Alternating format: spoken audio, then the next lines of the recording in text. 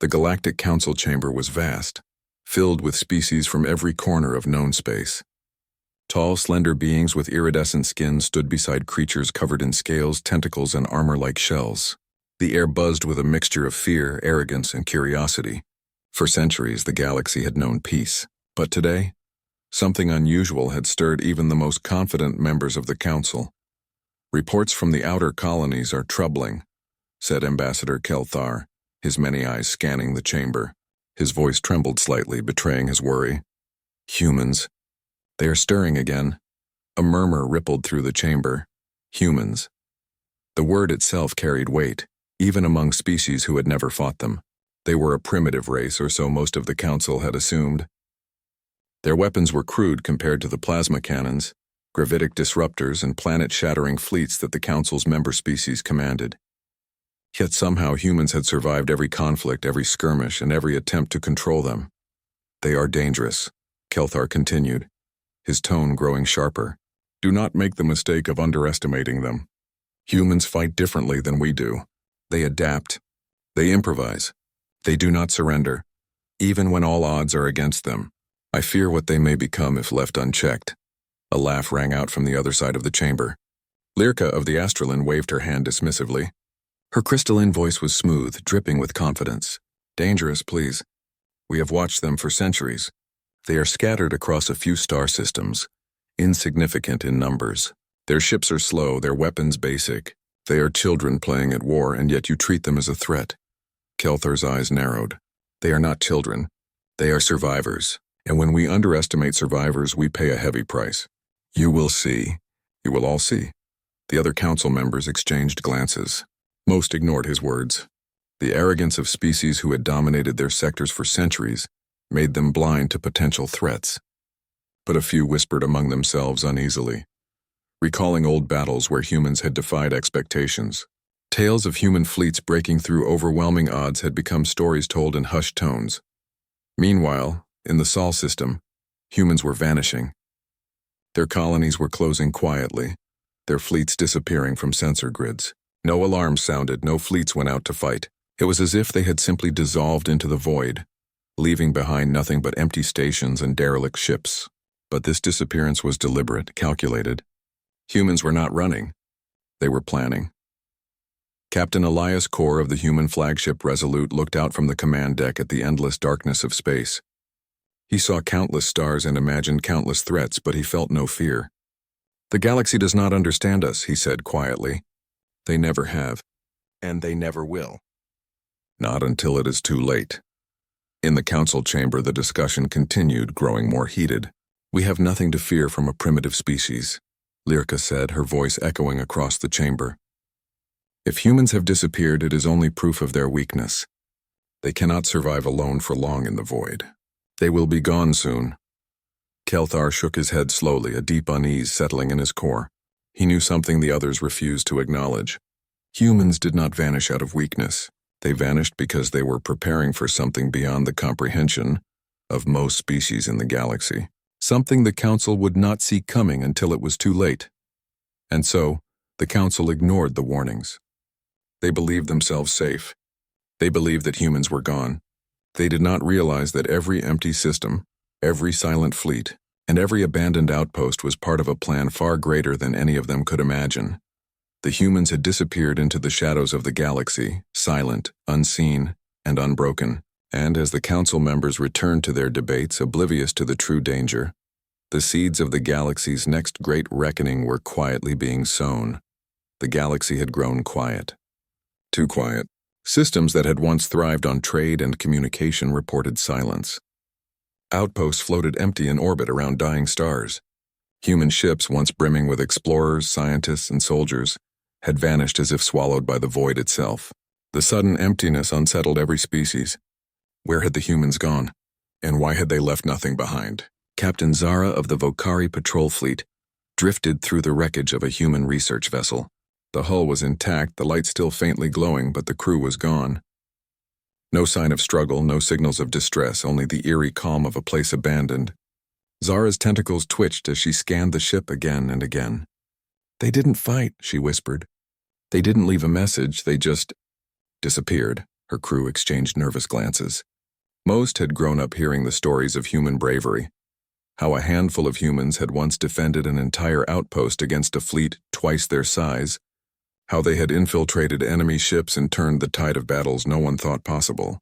And yet now those same humans were gone, leaving nothing but the ghosts of their presence. Meanwhile, news from the colonies reached the Council. Entire star systems reported that humans had withdrawn from trade, from diplomacy, from war. One by one, the signals stopped, leaving only the sound of emptiness. It was unprecedented. Never before had a species so bold, so aggressive, vanished without a trace. Ambassador Kelthar tried again to warn the Council. "This is not a simple retreat," he said, his voice grave. "Humans do not vanish unless they have a plan. Every empty station, every abandoned ship, every silent system is deliberate. They are preparing, and when they return, it will not be good for us." But the Council remained divided. Some dismissed his warnings as paranoia. Others whispered nervously that perhaps humans were smarter than they had been given credit for. Most, however, chose arrogance over caution. They assumed that a species so small, so scattered, could not pose a real threat to the galaxy's great powers. Deep in the void, human scouts moved silently. They mapped enemy patrols, observed weaknesses, and gathered intelligence. Captain Elias Corr stood on the bridge of the Resolute, watching the alien fleets from the shadows. "They think we are gone," he said quietly to his first officer. "They think our silence is weakness. They will learn, but not yet. Patience is our weapon."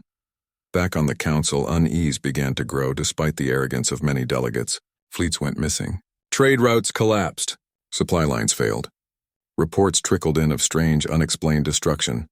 Enemy ships found abandoned, stations partially destroyed, but no humans anywhere to be seen. Something was happening, something far beyond the Council's understanding. Zara's patrol returned to her fleet. She reported the empty research vessel, the ghostly silence of its corridors. Her commanding officer frowned. "It's impossible," he said. "How could they disappear like this? No battle, no warning, just gone." "They are not gone," Zara replied, her voice trembling.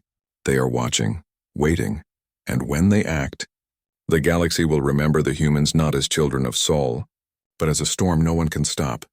And somewhere beyond the edge of known space, human fleets continued their silent preparation. Every disappearance, every empty system was part of a larger plan. Humans had vanished not because they were defeated, but because they were preparing to show the galaxy a power no one had expected. The Council argued late into the galactic night, unaware of the storm gathering beyond their sensors. And in the shadows, humans moved with purpose, quiet and unyielding, readying themselves for the moment the galaxy would finally understand what it had underestimated. The Galactic Council had never felt such unease. For decades, they had ruled their sectors with confidence, believing that their fleets, their strategies, and their alliances made them untouchable. Yet now an invisible force shook them. The humans gone, vanished. And with them, a sense of order had slipped away like sand through their fingers. Ambassador Kelthar rose once again, his voice trembling as he addressed the chamber. "We warned you," he said, eyes glinting with fear and frustration. "We warned you not to underestimate them. Now they are gone and the balance of power is collapsing. We do not know why, we do not know where, and we do not know when they will return. But make no mistake, they are out there, and their absence is not weakness." The chamber erupted into murmurs, some of panic, others of denial. Lyrica of the Astralan spoke first, her crystalline voice cutting through the tension. "We cannot waste time fearing a species that has abandoned us. If they are gone, they are gone. The galaxy moves forward. Let us focus on rebuilding our trade routes and our fleets." Kelthar shook his head, his multiple eyes narrowing. "You do not understand. Their disappearance is deliberate.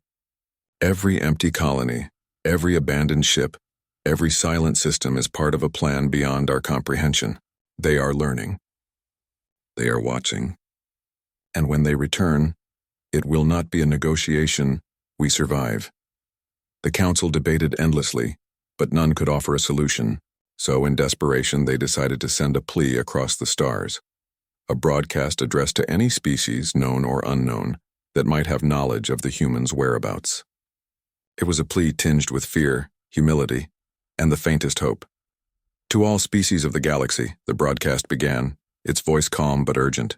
The human species has vanished from known space. Their disappearance threatens the balance of our sectors. Any knowledge, guidance, or intelligence regarding their location or intentions is requested immediately. Failure to understand this event may result in catastrophic consequences for all civilizations. The message traveled at faster than light speeds, reaching the farthest colonies, the forgotten planets at the edge of explored space, and even hidden systems where pirates and rogue fleets lingered. But for a long while, no response came. The humans were silent, their absence complete. The galaxy, for the first time in centuries, felt vulnerable, exposed, and afraid. Meanwhile, strange events continued to unfold. Fleets sent to investigate human systems returned empty, with no crews, no signals, no trace of battle. Supply convoys were destroyed with surgical precision.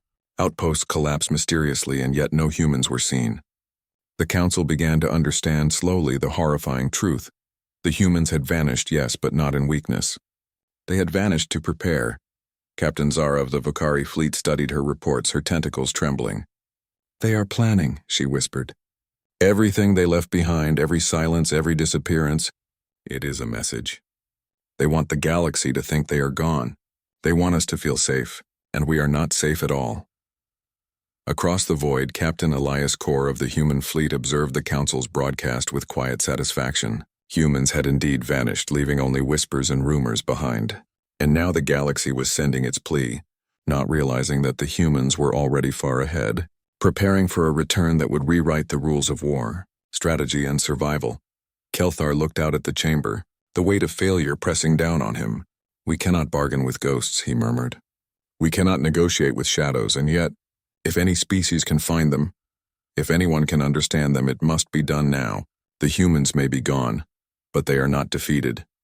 And so the plea continued to drift across the galaxy, a desperate call into the void.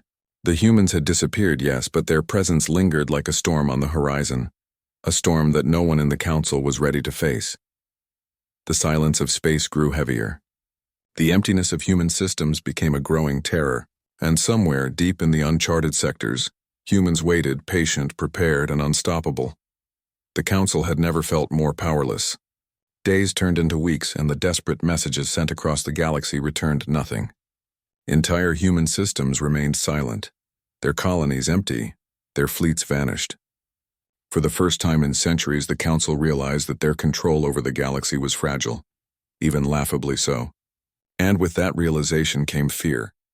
Deep in the uncharted nebula of shadows, a single human scout ship moved silently. Its hull glimmered faintly against the blackness of space, the ship barely detectable by any sensor. Captain Elias Core stood on the bridge of the Resolute, gazing at the stars. He knew the galaxy believed humans were weak, small, and unprepared. But he also knew the truth. Humans had always been underestimated, and they had learned, grown, and waited in silence for the perfect moment.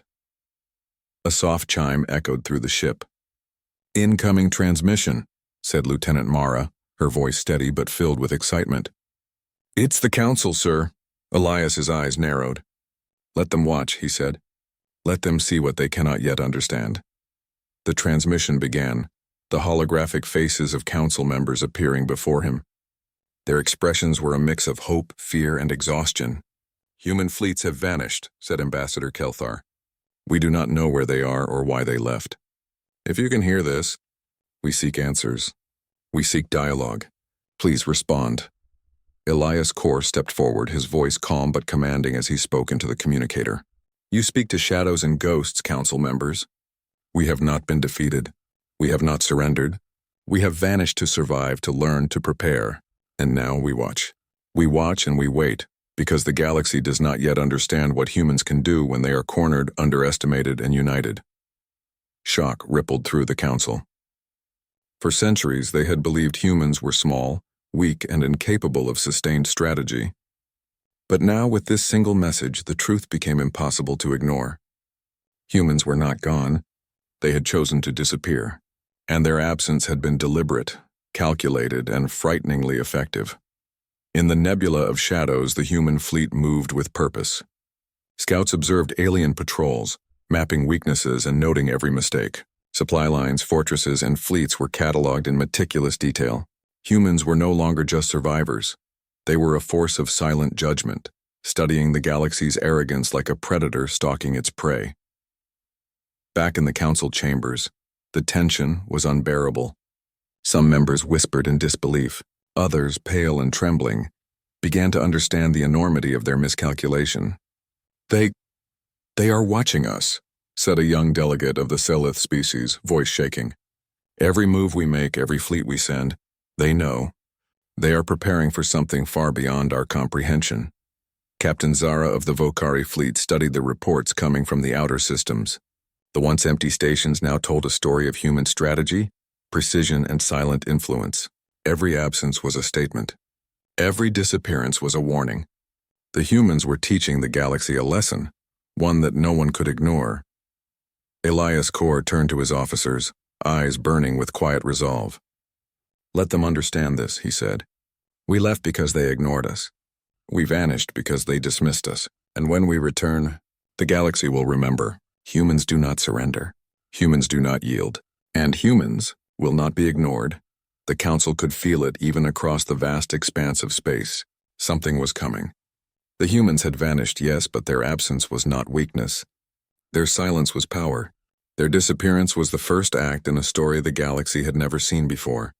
A story that would leave every species in awe, fear, and respect. And somewhere, deep in the darkness, the humans waited. Patient, calculating, indomitable. The storm had begun, but the galaxy had yet to feel its first gust. The galaxy had begun to feel the consequences of the humans' absence. Fleets sent to patrol former human systems returned empty.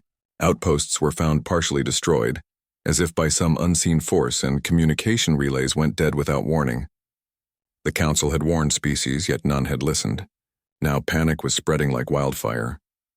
Ambassador Kelthar paced the council chamber, his multiple eyes scanning anxious faces. Do you understand now? He demanded. Every fleet missing, every supply line failing, every colony abandoned. This is not random. Humans are teaching the galaxy a lesson, and we are all unprepared to learn it. Some members still refused to accept the truth. Lyrka of the Astralin's voice was defensive, but even she could not hide the trembling in her tone. Surely this is coincidence, she said, though her words lacked conviction. The humans are gone. They cannot possibly coordinate such destruction from nowhere. Kelthar's gaze was sharp. From nowhere? No, they are everywhere you cannot see. You have underestimated them for centuries, and now your arrogance is costing lives, fleets, and colonies. The humans are not gone. They are waiting, watching, and learning from every mistake you make. Captain Zara of the Vokari fleet felt it firsthand. Reports kept arriving from every sector. Fleets mysteriously stranded, outposts sabotaged, communications jammed. Each report painted the same chilling picture, an invisible enemy striking with precision, leaving only fear behind. She whispered to her crew, "They are always one step ahead. They are patient. And when they decide to act, we will not be ready." In hidden sectors far from the council's eyes, human fleets moved like shadows. Scouts observed alien patrols, noting weaknesses, tracking supply convoys, and mapping every fleet's movements. Engineers worked tirelessly, modifying ships, upgrading weapons, and preparing for the moment when humans would reappear not as scattered survivors, but as a force unstoppable in its coordination and cunning. Elias Kor stood on the bridge of the Resolute, watching reports stream in from scouts. "The galaxy believes we are gone," he said calmly. "They do not see us. They do not understand our patience. That is their mistake. Every fleet they lose, every colony that falls into chaos, brings them closer to understanding what it means to underestimate humans." Back in the council chambers, fear began to take root. Species that had once been confident in their power now whispered in dread. They compared notes about strange attacks, failed missions, and fleet disappearances. The stories were eerily similar. No humans present, no warnings given, yet every operation seemed meticulously disrupted. Kelthar raised his voice, desperation cutting through the murmurs. "They are not fighting us yet," he said. "They are preparing. And when they return, every species in this galaxy will see what humans are capable of. They are not just survivors. They are strategists, fighters, and something far more dangerous, patient. They wait until the moment is perfect, and then they strike." Every council member could feel it now. The humans' absence was no longer a curiosity. It was a warning. Every decision, every fleet movement, every strategy had to consider the humans, though no one knew where they were or when they would act. Even in the darkest sectors, human scouts continued their work, unnoticed, unseen. Every alien fleet error was recorded, every weak point catalogued, every psychological flaw observed. The humans had vanished, yes, but in doing so they had become untouchable. Their absence had sown fear, chaos, and a growing sense of helplessness across the galaxy. Captain Zara stared out into the blackness of space, the reports piling up on her console. Her voice was low, almost a whisper to herself. They are ghosts, but they are real, and when they return, we will remember this fear forever. And somewhere in the nebula of shadows, humans continued their preparation. They had vanished not out of weakness, not out of fear, but to prove a point. Patience, strategy, and unity were their weapons, and the galaxy, for the first time in its history, had reason to fear humanity. The galaxy trembled as the first signs of humanity's return appeared. Across sectors that had long considered themselves safe, alien fleets reported strange blips on their sensors, fleets appearing where no ships should be, weapons firing with unimaginable precision, and entire patrol squads vanishing without a trace. Panic spread faster than light itself. Captain Zara of the Vokari fleet gripped her console, her tentacles trembling. Reports kept coming. Stations demolished from within, supply convoys destroyed silently, and enemy ships disabled before anyone could respond. It was unlike any war she had ever imagined. "They are here," she whispered, disbelief and fear mingling in her voice. "They have returned, and we cannot fight what we cannot predict." Meanwhile, in the shadows of the nebula of shadows, human fleets moved with meticulous coordination. Captain Elias Kor observed through the holographic screens in the Resolute. "Every move we make counts," he said quietly to his officers. "We do not attack without reason. We strike where the enemy is weak, and we strike together. Let the galaxy see what it means to underestimate humans." The first major engagement came in the Koran expanse. An alien armada, confident in their numbers, approached a human-claimed star system. They expected minimal resistance. They expected easy victories. But the humans had anticipated every maneuver, every formation, every flaw in their strategy. Within hours, the armada was crippled. Ships drifted lifeless in space. Communication channels flooded with distress signals, and still no humans were visible. Across the galaxy, council members watched in horror. "It cannot be real," muttered Lyrica, her crystalline voice shaking. "They are supposed to be gone." They are not gone," Kelthar interrupted sharply. "They were never gone. They have always been here, learning, preparing, and waiting. Every mistake we made, every fleet we sent blindly, it has been recorded. And now we face the consequences." Human fleets continued to move like shadows across the stars, appearing and disappearing as if bending the very fabric of space. Colonies once thought lost were retaken with minimal effort. Enemy fortresses fell in coordinated strikes, and fleets that had once been considered unbeatable were destroyed in ways that left survivors trembling for their lives. Captain Elias Kor addressed the galaxy through a broadcast, his voice calm but commanding. "You doubted us," he said. "You feared us. You ignored our warnings, and now you see what humanity can do when cornered, underestimated, and united. We do not fight for conquest. We fight to survive, to protect what is ours, and to remind the galaxy that humans are never weak, never small, and never defeated." Even the bravest alien admirals could only watch, helpless as the humans struck with precision, patience, and unwavering determination. There was no chaos in their attacks, no hesitation, only a calculated, unstoppable force that left a permanent mark on every battlefield. Back on the council, Kelthar's voice carried through the chamber, tinged with awe and fear. "They are not just soldiers," he said. "They are strategists, engineers, and warriors. They are a force no one can ignore, and we misjudged them for centuries." And in the darkness beyond the council's vision, human fleets continued to advance. Every system they entered, every fleet they faced was another lesson in resilience, unity, and unyielding determination. The galaxy had believed humans were gone. It had believed them weak.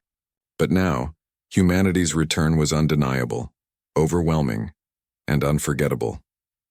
The storm had come at last. And it was human.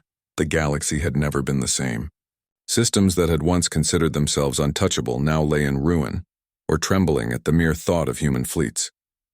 Alien leaders convened in fear, realizing that their arrogance, their dismissals, and their underestimation of humanity had brought them to this moment. Captain Elias Corr stood on the bridge of the flagship Resolute, looking at the vast human armada that stretched across the void like a river of steel and light. Behind him, fleets moved in perfect coordination, a testament to humanity's ingenuity, patience, and determination.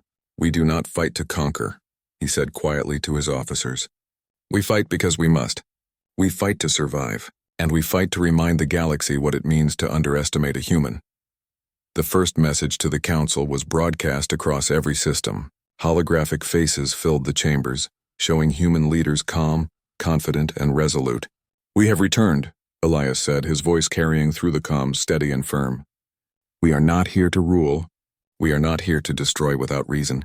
We are here to remind every species that strength is not measured by size, numbers, or arrogance. Strength is measured by courage, unity, and the will to survive." For the Council members, the words were almost unbearable. Every species that had ever laughed at humans, underestimated them, or dismissed their potential now felt the weight of truth pressing down on them. Humans were not only survivors, they were a force beyond prediction, a species shaped by challenges, conflict, and indomitable spirit. Captain Zara of the Vokari fleet, who had once feared the human ghost, now watched the broadcast with awe. "They are magnificent," she whispered, "not because of their weapons, but because of their spirit. They fight not for glory, but because they cannot be ignored." Reports came in from every sector. Alien fleets, once arrogant and confident, had been outmaneuvered at every turn. Supply lines had been disrupted, fortresses claimed and outposts reclaimed, and yet humans showed restraint, attacking only when necessary, always precise, always strategic. There was a lesson in every strike, a message the galaxy could not unhear. Humans are clever, patient, and relentless when they are underestimated. Elias turned to his officers, his voice filled with quiet pride. "They doubted us. They feared us. They ignored our warnings, and now the galaxy knows. Humans are not to be counted out, underestimated, or dismissed. We have vanished. We have returned. And we have proven that resilience, courage, and unity are powers greater than any weapon." Even in the darkest sectors, whispers spread among alien species. Fear had shifted to respect. Arrogance had been replaced by caution. And in some hearts, admiration blossomed. For the first time in recorded history, humanity was not merely a species of the Sol system. They were a symbol, a reminder that even in a vast galaxy, a small, underestimated species could rise and leave an indelible mark. The Council convened again, but this time their tone was different. They spoke not of dominance, but of cooperation, understanding, and the hard-earned lesson humanity had delivered. Ambassador Kelthar's voice was steady, his fear replaced by awe. "The humans have shown us something no map, weapon, or fleet could, the power of spirit, of unity, and of courage. Let this be the measure of respect for all species from this day forward." And somewhere in the void, Captain Elias Corr looked out at the endless stars, the human armada poised but patient.